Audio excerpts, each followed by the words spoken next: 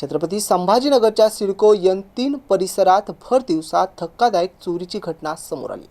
मोबाईलचा चार्जर आणण्यासाठी तरुण अवघ्या 10 मिनिटांसाठी इमारतीत गेला आणि याच संधीचा फायदा घेत चोरट्यांनी मोपेडच्या डिक्कीतून तब्बल 1.5 लाख रुपयाची रोकड लंपास केली।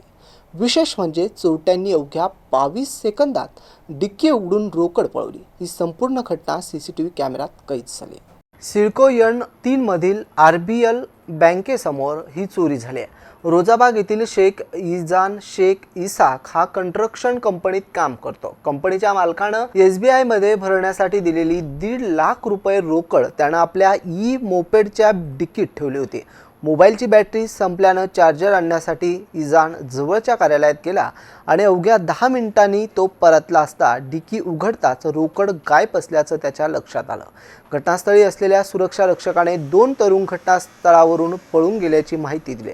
त्यानंतर पोलिसांनी सीसीटीव्ही फुटेज तपासले। त्यामध्ये 2 अज्ञात चोरटे मोपेड जवळ येतात आणि अवघ्या 22 सेकंदात डिक्की उघडून 1.5 लाखाची रोकड घेऊन पसार होतात हे स्पष्ट झालं।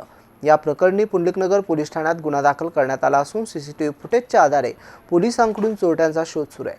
भर दिवसात झालेल्या या धाडसी चोरीमुळे परिसरात खळबळ उडाली आहे। सीसीटीव्हीच्या आधारे चोरट्यांना लवकरच बेड्यात ठोकण्याचं आव्हान पोलिसांसमोर आता उभं राहिलं आहे।